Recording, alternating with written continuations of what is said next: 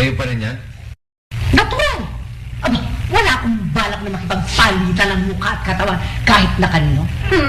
Ba't kahawig nyo na si Charito Solis? Hoy! Mas sexy ako doon. Hindi naman yun sa asawa kong problema eh. Dahil bihira naman talaga niya gamitin yun eh. Ang problema ko, yung isa, si Ina, yun ang mahilig. Ano naman? Ano nga naman si Charito Solis? Libre na naman ako! Woohoo! Sino may sabi sa'yo? Ako! Ay, paano ang tiya mo? Oh, pabayaan mo si Sungit maiiwan doon. Sino ang masungit? Ay, sis, Charito Solis. Ikaw ha? Nandadamay ka pa ng ibang tao? Hindi mo ba alam kung bakit ako nagsusungit? Ikaw ang dahilan?